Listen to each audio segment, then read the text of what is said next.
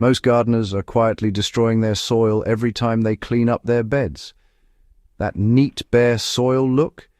It's actually one of the fastest ways to kill microbial life, dry out your soil, and slash your yields without even realizing it. Bare soil isn't natural. It's exposed, overheated, and constantly losing moisture and nutrients. That leads to weak root systems, poor nutrient uptake, and plants that never reach their full potential. And honestly, the worst part is, most people compensate by adding more fertilizer, which only masks the problem temporarily, while the soil continues to degrade underneath. This is exactly where everything changed for me. I stopped guessing and started measuring what was actually happening in my soil. I use a simple 4-in-1 soil meter that checks moisture, pH, temperature, and light conditions. Because here's the reality. If your soil dries out or overheats, nothing you add will work properly. I'll leave the exact one I use in the description if you want to check it out. It solves a small but critical problem most gardeners overlook: knowing when your soil is actually in a condition to support life. Now, once you understand that, the idea of mulch completely changes. And the so-called illegal mulch isn't illegal at all. It's just something most people ignore because it doesn't come in a bag. It starts with what most people throw away: cardboard and paper-based mulch. Not glossy, ink-heavy material, but plain brown cardboard, shredded paper, or untreated packaging. This is one of the most effective soil-building layers I've ever used, especially in raised beds and new garden plots. When you lay cardboard over soil and wet it thoroughly, it creates a protective barrier that locks in moisture, suppresses weeds, and starts breaking down into carbon-rich organic matter. But here's what most people miss. It's not just a weed barrier, it's a biological trigger. Within days, moisture stabilizes under the surface. Within weeks, worms move in. And as the cardboard decomposes, it feeds fungal networks that improve soil structure in ways most fertilizers never can. I've used this method to convert hard, compacted ground into workable soil in a single season. Now here's where things get interesting, and this is what most tutorials leave out. Cardboard alone isn't enough. If you just lay it down and leave it, you slow things down. What actually accelerates results is what you layer on top. I use a combination of organic material, dry leaves, grass clippings, and sometimes compost, on top of the cardboard. This creates a balanced system of carbon and nitrogen. The cardboard provides long-term carbon, the green material adds nitrogen. Together they create the conditions for rapid decomposition and microbial growth. In one of my test beds, I applied this method on half the plot and left the other half bare. Within a month, the mulched side had darker, softer soil and noticeably stronger plant growth. But there's a mistake here that can ruin everything, and I'll explain that in a moment.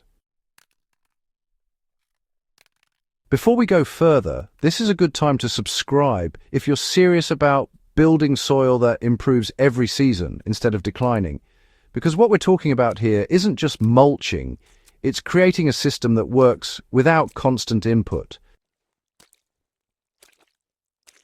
Now let's address the mistake: too much thickness, too fast. A lot of gardeners think more mulch equals better results. It doesn't. If you pile on thick layers without balancing moisture and airflow, you create anaerobic conditions. That means low oxygen, slow decomposition, and sometimes even root damage. I keep my cardboard layer single sheet thick, fully soaked, and then add about 2 to 3 inches of organic material on top. This allows airflow while still protecting the soil. And this is where measuring moisture becomes critical again. If your mulch layer dries out completely, decomposition stops.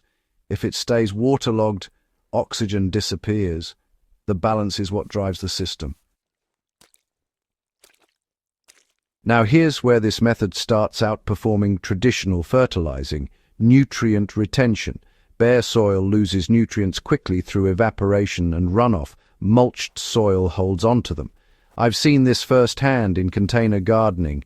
Two identical containers, same soil, same plants, one mulched, one bare. The mulched container retained moisture longer, required less watering, and produced stronger growth over time. This isn't theory, it's simple physics and biology working together. Now let's take this a step further, because this is where yields start increasing noticeably. Preconditioning your mulch.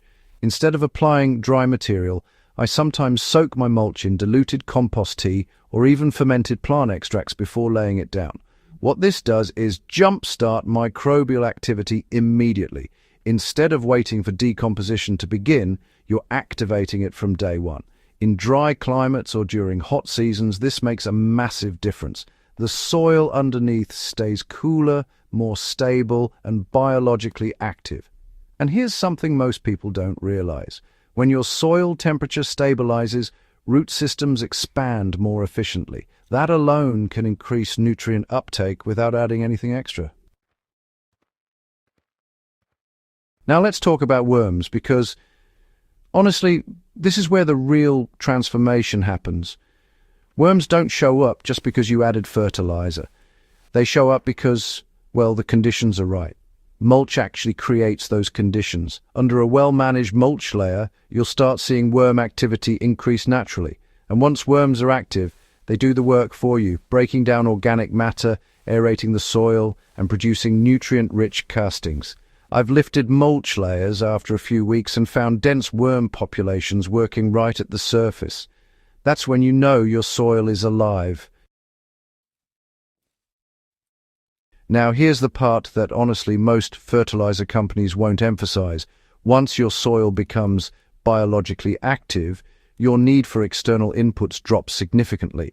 You're no longer feeding plants directly, you're feeding a system that feeds the plants. This is why mulching, when done correctly, can actually outperform even high-quality fertilizers over time, because fertilizers add nutrients. Mulch builds the system that cycles nutrients continuously. At this point, you can probably see why this method feels almost hidden. It's simple, it's cheap, and it works. But it does require understanding how soil actually functions, not just following surface-level advice. So if your goal is bigger harvests, don't start by adding more fertilizer. Start by protecting and activating your soil. Use materials that build structure, retain moisture, and support microbial life. Because once that system is working, everything else becomes easier. If this helped you rethink how you manage your soil, subscribe to the channel. This is where we focus on what actually works in real growing conditions, not just what sounds good on paper. And hey, share this with someone who's struggling with poor yields. Most of the time, the solution isn't adding more, it's stopping the loss and letting the soil do its job.